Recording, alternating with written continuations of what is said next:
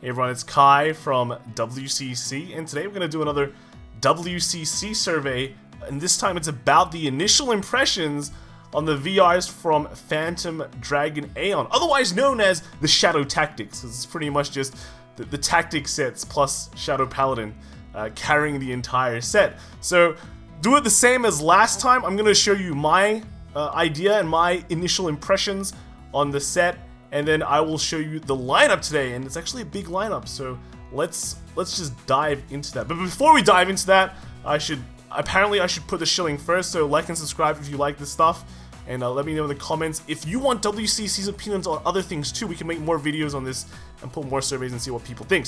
So one note as well, one big, just clarification is that neutral either means that the person just doesn't have an opinion on it, or it's just mid-tier, like nothing to say about it. So yeah, they will let me know if they mean it's like they don't have an opinion, or if it's just middling. So that's it. So that's what neutral means. Just clarifying that. So let's get started with what I thought. So here we go. This is me. All right. So I thought these 5 VRs, got Gridora, Rising Nova, Gaia Emperor, Overlord, Phantom Blaster Overlord, and Luard, and Standard and Premium. So let's start off with Gridora. I think that in Standard, Gridora is just neutral. It's like mid-tier, not really good or bad. It seems to be decent. You can do 5 attacks against just most clans, but the problem is that the cradle mechanic just doesn't work against some of the bigger clans right now. Play against DI, they just suck in their entire field for their number of terror. Play against Grand Blue, they've got nothing on the field. So 2 of the biggest decks already, and there's nothing you can do about it. Luard, sure, you can get something off, but they basically just replace their field all the time anyway. So yeah, against like the big threats in the metagame that you think of as big threats, I don't think Gridora has a good matchup against them. So just kind of the cradle mechanic just becomes kind of meh, right? But then in Premium, I think it's just weak because just old Gridora is just better, because it just locks out columns well. The cradle thing in Premium just is not good enough. Pretty much Gridora just prints itself as like, get a protect marker, and that's pretty much it. So weak in Premium. In Rising Nova, Spike Brothers, I'm putting it as a double strong. Standard seems like it'd be pretty good. Just copy any grade 3. Need to do more testing on that. In Premium, I think it's got really good potential. Force 1 and Force 2 seems better, just getting a Force 1. So yeah, you might as well just get both, and you can probably pop off quicker or go more aggressive quicker. Gaia Emperor, Standard, neutral, just because when you compare it with everything else that other clans got, it's not amazing. Like, sure, it's not terrible, but it definitely could have been better. So yeah, it's neutral. It's definitely playable. You might make it strong when you push it up so stronger. We do more play testing with it, but currently I'm putting it as a neutral as my initial impression. And then in Premium, I put it as very weak, just because why would you play this over Angerblader? And then you're playing 4 Angerbladers. If you want to run more grade 3s, then there's definitely other grade 3s you could probably run, right? So I'm putting it as a very weak. I just don't see myself running this card at all in Premium. For PBO, I actually think in Standard it's strong. It's probably one of the better matchups against something like a Luard. Okay, you're able to, if you get the superior ride chain off, sure, Luard can do it, but I think you have a better early game than Luard. Luard has a better late game when it starts getting those markers, lots of markers, and just getting fields that you just can't counter. But early on, Overlord is just slightly stronger and can, of course, get that 5th attack really easy. And then in Premium, weak, probably just a very weak. I don't see why you'd copy this card. There's way better cards to copy with Chain Ranker. Even Luard is a better pick for your grade 3 slot. So yeah, no, I don't see this card in Premium at all. Luard in Standard, I'm thinking it's very strong. Just you can grind games and go late. You deck thin. You basically do everything. You replace your whole field. You get retires. So it does basically everything. Your only weakness could probably just be that early game, but I think after like your first grade 3, and your first grade 3 is not terrible, don't get me wrong, it's really good. It's just gonna start snowballing from there. So yeah, very strong right there. And then Premium, I'm thinking as a strong. I think Luard itself, do we need old Luard? Why not just run new Luard? It gets a lot of force markers, your power lines become bigger. Sure, you get like more fesses, you got strides and all that, but as just like an initial grade 3 ride, like Luard is known to play like the grade 2 game really well, but that's also because when you're running old Luard, like G Luard, you don't do anything as a G Luard, so you gotta play that grade 2 game, you gotta win that grade 2 game, and if you can't win that grade 2 game, you're forced to ride up, you just have a really bad grade 3 turn, but now, you don't have to win the grade 2 game, you can have an excellent grade 2 game, but then also have an excellent grade 3 game against like decks who have a better grade 2 game than you. I don't know what. Luard has a very, very good grade 2 game, but if you have a bad hand and you're forced to ride up, your first ride up is like generate a bunch of force markers to make your next few turns even better. So yeah, I think there is definitely potential for V Luards, both copies of V Luards, to be playable in Premium. So those are my thoughts. Let's see what WCC thinks, alright? Alright, so this is the lineup for today. There's been a lot of enthusiasm. We've got Noman from America, Mark from Australia, Albert from America, Toby from Australia, Solemn from Europe, Weerab from Indonesia, Andy from Australia, Kelvin from Australia, and Derek from Australia. So a lot of Australians as usual, but no, we got quite a diverse group of opinions again. So let's get started with Gridora. What do they think? Now, keep in mind, this video might go long because everyone wrote like an essay, especially for Luard. So, there's definitely been a lot of passion involved in this. Okay, so let's take a look at what they thought of Gridora. So with Noman, we've got a double neutral. Mark, we've got a strong standard, very weak premium. Albert is strong in standard, weak in premium. Toby rated it neutral in standard, and weak in premium. Solemn, neutral in standard again, very weak in premium. Weerab was weak in standard and very weak in premium. Andy, surprisingly Andy, yes, he did. I'm surprised too. I thought he was just playing more Final Fantasy. He's actually rated as a very strong in standard. I'm really wondering why, because I don't know, like, he's very strong in standard, and then weak in premium.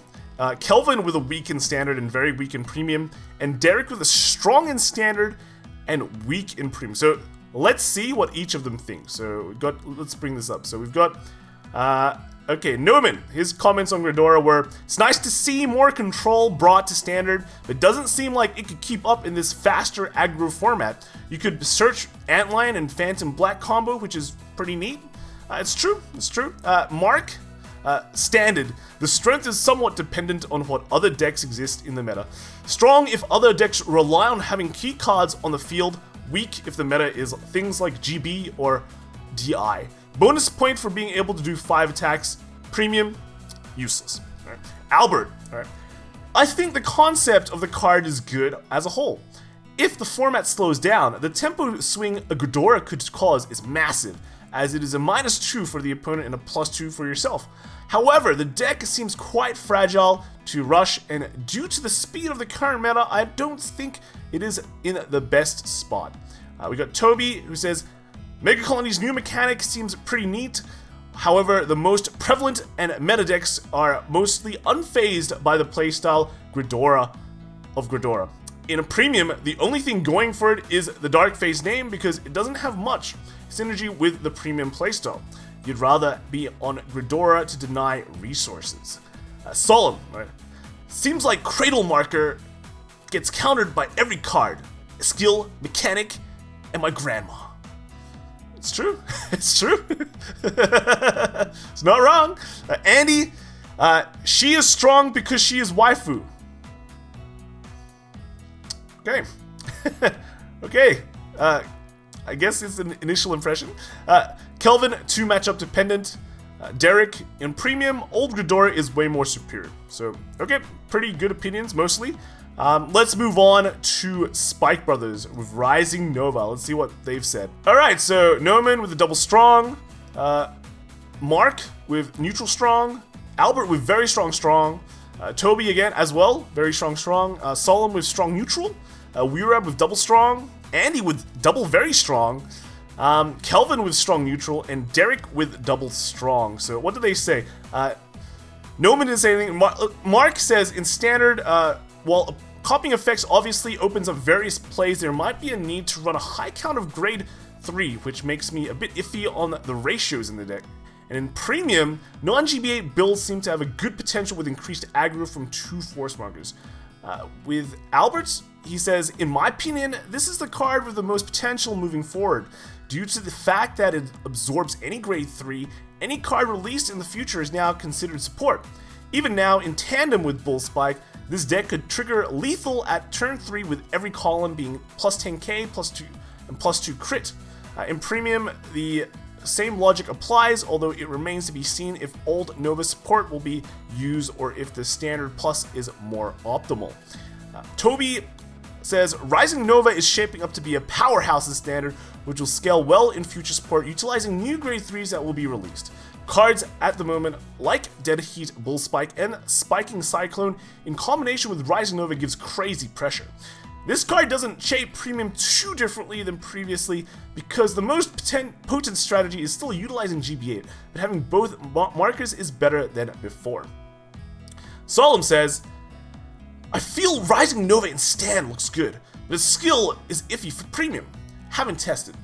Andy says, strong on ride and can copy Bull Spike in Standard. He gave that 2 very strongs. I actually don't know if Andy plays much spikes at all, so I feel like this opinion was copy and pasted from someone else, but that's what he says. Kelvin says NC, which I assume means no comment, but why bother writing NC when you can just not write any comment at all? So think about that. Derek, heaps of potential in Rising Nova. There are plenty of cards in Spike Brothers' pool to fuel for his copy skill. Having the access to moving force markers mechanism is strong while still playing Rising Nova and any new gimmicks. Okay, let's move on to Guy Emperor. I think, interestingly, Rising Nova is getting a lot of good press from WCC. A lot of people like it. There's not even anyone rating as weak. Just everything is mostly greens and a few yellows. So, Guy Emperor looks like the total opposite for when compared to Rising Nova.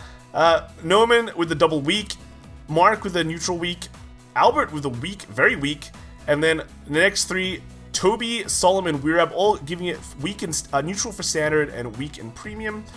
Andy's saying it's strong for standard and very weak in Premium.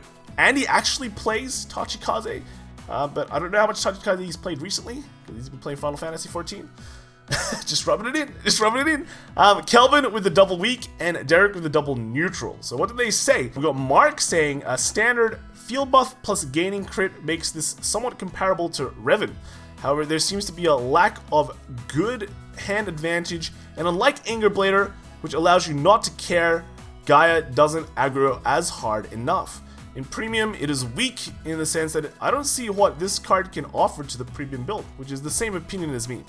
Albert, this card unfortunately does not generate any gauge, nor has any real ability to finish the game quickly, with both skills being essentially gated by the opponent being at grade 3, and makes an ultra aggressive deck slower, causing you to not maximize offensive and most likely being too late to be able to close out the game.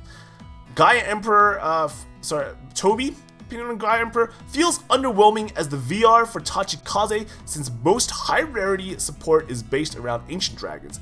Looks to be the better Tachikaze deck of the set, since Anger Blader is still at 1, especially with Guy's playstyle mostly focusing on the RNG of what you top deck as equip gauges to hopefully be a useful piece. In Premium, we have Anger Blader at 4. Enough said. But I guess they have a Gaia with a marker now. Shrug. Solemn, Gaia and Stan will likely be better than people give it credit for, but I'm not mega impressed. In Prem, I see no reason to play him over Unga Bunga Anger Blader. It's true. Weirab says, would rather play for Anger Blader in Prem. It's true. Andy's reasoning on why giving strong for Guy Emperor, free power is free. Okay, so thanks for telling us that. Kelvin with another spicy opinion. Tachikaze shouldn't be a clan. These are some incredible first impressions here. And then Derek with the reasonings. Average and standard because you can play other decks that can essentially do the same thing Tachikaze is set out to achieve. The only thing going for this in premium is its name. Yep, that is true. That is true. Okay, let's move on to Phantom Blaster Overlord. So with Overlord, Noman is rated as neutral weak, Mark is double neutral, Albert is double very weak, Toby with the strong weak, Solemn with neutral weak, Weirab with neutral very weak, Andy with strong weak, Kelvin with the double neutral, and Derek finishing with the neutral weak. So let's see what they have said. Noman, I don't think this card is bad as people make it out to be, but it is absolutely carried by PBD Superior Ride Engine. It's a real shame that you can't use Force 2 on the Vanguard circle to swing with a 3 crit pressure every turn. Yeah, I think if it could get that 3 crit, that'd be actually pretty decent, but can't, so bad luck. Mark, standard. While 5 attack is possible, it will be CB2, which is one of the heaviest costs out of all 5 attack decks, and also dependent on drawing Morfessa. For comparison, Night Rose is also CB2, but doesn't need pieces in hand. There is also a problem where you don't get the PBD first, not getting it in the main, and having to ride PBO first feels absolutely crap since your Vanguard is very weak. Premium, I guess this is an okay card to ride grade 3 first for attacks and potentially getting rid of key pieces on your opponent's field? Yeah, maybe. I don't know. I don't agree. I don't agree with that premium one. Albert, the only reason this card is not considered to be the absolute worst because of the Superior Ride Engine. However, the Superior Ride Engine is for Phantom Blaster Dragon and not for Overlord, making every aspect of this card extremely mediocre. Its second skill is overcosted as a 1/1 for each unit retired, and the plus 10k and crit and 1 crit can be gained by Nova without having to ride twice. That's darn harsh, man. Toby, he's rated as strong in standard. Let's see what he says. Honestly, PBO is a bit underwhelming, especially since it restricts deck building to make a good use out of its targets. The Superior Ride Engine is the main thing carrying the card and the deck it's in, as well as Shadow's insane general support pool and engines. In Premium, I would value PBD as a higher rating because of its versatility to the engine of all Shadow's decks. Superior riding has always been powerful in Premium. Main way you could at least try and utilize this card in Premium is the new Premium Collection Stride Chain Ranker. The main things lifting up this card in both formats in any way is because of the clan it's in, not what it can do. Yep, Hiri, 100% agree. Solemn's comment on this card was,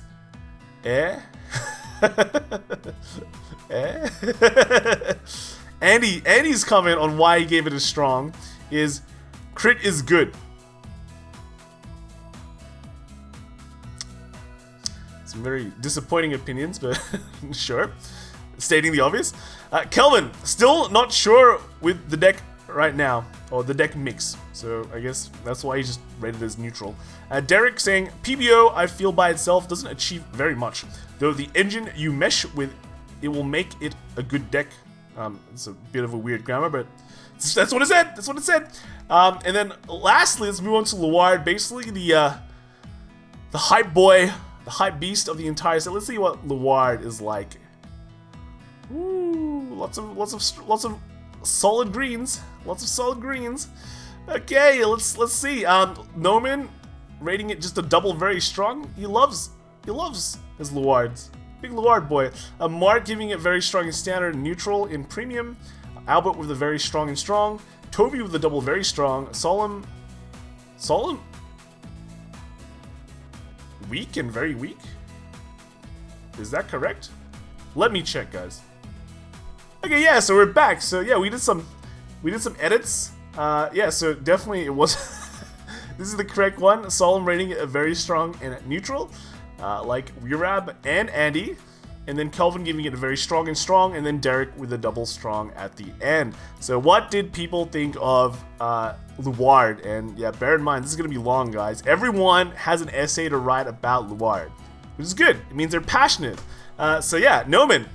Very nice to see the card kept his recycle skill from G-Era, as well as Drag Driver being a grade 3 with a force marker and not some clunky main deck grade 4. Building Premium Luard has been one of the most fun experiences I've had with the deck building in a long time due to the many different routes you can take with this deck and the options we've been presented within this set. Beautiful. Beautiful, yeah. Okay, good. It's good. Alright, what did Mark have to say? So, Standard. RIP Standard Gear Chronicle Premium. Very unsure whether V Luard should be played in Premium while riding up first to gain 3 force markers. For giving up first stride sounds very worthwhile. It is likely Premium Shadow will be focused on PBD Superior Ride, which means you won't get the chance to use Luard's act anyway. Hence, my questioning of whether Luard will find its spot in the deck. Yes, that's true. If you Superior Ride up, are you going to be riding over the Luard again? Or are you just going to run old Luard instead? That's good. But yes, RIP Standard Gear Chronicle. I think that's a general consensus amongst a lot of people. Albert, I think Dragheart Luard is a very strong card in Standard, as it absolutely has the best force generation the format has ever seen with 3 a turn. Not only that, every aspect of this card feeds itself. Retire 2 for the draw, and retire will allow you to feed the act and regenerate the field with Driver. In Premium, the question will be the loss of the inherent ability to stride versus having a 13k base and the Luard name. I personally do not think it synergizes amazingly with the current variants of Luard, although the support does, but time will tell what happens with V-Lord. I think that's a good point. Yeah, so do you want to keep the old free stride, or do you just want to play the new stuff? If you play like a new version of Luard, it's like an 8 Luard build, and you're running the Premium Collection stride crit, so in the end you don't really need to, you discard a card to stride and just don't care. That could be it. I mean, I think the biggest loss then will just be you don't get the free ultimate stride, but you get a 13k base and you get a force marker, which might be worth it. You might get more than 1 force marker. Toby, what can I say for Luard that no one doesn't know already? It's nuts. The deck has so many good tools and pseudo stride that it doesn't screw ratios thanks to Drag Driver being grade 3. Not to mention the fact that it has access to the Superior Ride engine because the main is a broken card. This applies for both formats. Just the crazy toolbox it has access to and the pressure it dishes out is miles ahead of the other support of this set. Everything in your rear guard being at least 2 crit with combo attacking is really good. It's a better Ultimal in Standard. In Premium, the old Luard deck just has more tools that didn't need to make Morpheus grade 4 turns even more painful, thanks to more combo attack possibilities compared to before. Oh, and let's not forget the fact that new Leofold searches Zarzan. And new Morpheus can reuse Zarzan. Like, can you not? Did I say like, can you not? Solemn. In Stan, deck seems nuts when it comes to aggro and value, but in Prem, Dragheart doesn't seem to replace Dragfall. Yeah, it's the question, right? Strong grade 3 turn, or do we want free stride? I think. Next comment was Kelvin. His comment was SHADOTAX, which spells out Shadow Tax, and it's true. You guys are gonna lose all your money. And then Derek has too many simps for Luard. Luard will end up skewing stats around the globe due to the amount of people favoring him as the preferred Shadow Paladin build. Just in numbers will make Luard a strong deck, not taking into account the cards made for his deck engine. It's true. Like Shadow Paladin, the cards surrounding the deck, the support is just absolutely insane. Leofall, Nemain, Swordbreakers, Brandwinds. I mean, well, I guess everyone has Brandwinds. In general, just Morfessa, right? Morfessa, like literally the MVP of the set. It's so waifu. It's probably the best waifu card in all of Vanguard. Just making Shadow Paladins really, really good. So that's it for all the card opinions. The overall thoughts. Let's look at the overall thoughts for each of the peoples. Well, that at least submitted a comment from. All right. So Noman says for this set, I'm just glad to see my boy Luard back at it again. Yeah, it's true. Luard's back for at least a month. Mark. I think this happens to be a set where reviewing the VR won't do justice, as a lot of the key cards are in lower rarities. You know which ones I am talking about, yes. With Albert, he actually wrote an essay for his final thoughts, so I have to open up another document just to see what he wrote. So, I think Knees was much needed Luard support and premium to make even more consistent the 4 to 5 grade 3 builds, and Leofel being a main tutor to push early advantage with CB. But overall, I think the best support was Spike Brothers, as Rorna essentially tutors Bull Spike, and Verdi acts as a searcher to dig for Nova, while riding either grade 3 will still work, while making the deck devastating no matter which route they go. Mega Colony is the most interesting clan for me in the set, as the new Cradle mechanic allows for it to compress extremely quickly. The only question is if the deck can actually generate enough Cradles to slow down a deck like Spike Brothers for it to stay relevant in the current format, which in my opinion from first glance is a no. But due to the nature of the mechanic and any card in the deck being tutorable, it lends itself to being the most flexible and potentially even the most viable mechanic in any format moving forward, assuming there is more support. Rip Tachikaze, rip PBO. Toby, I'm running out of voice reading all these passionate comments. Toby, Force seems to be the winners for the set. Shadow favoritism shows once again. Andy with the best opinions. Gridora is waifu. Kelvin saying, Shadow Paladins enjoy burning your wallet. Yeah, hope you guys have a good bank account. Don't take out a mortgage to buy a Shadow Paladin, just saying. Derek with the last opinion here. Supporting cards are the cards that demonstrate how good the set is, not the VR. So that is it. That is everything. That is the entirety, all the opinions of a lot of people from WCC. Let me know, or let us know if you agree in the comments below. Let us also know if you guys want our opinions on certain things related to Vanguard, or maybe not Vanguard. And we'll put a survey for that up too, and see what people think. So go to the comments, like and subscribe, do all that jazz, and yeah, let us know what you guys think about the VRs in the new Shadow Tactics set, otherwise known as Phantom Dragon Aeon. I'll see you guys in the next video. I need to get water because that was long. Bye.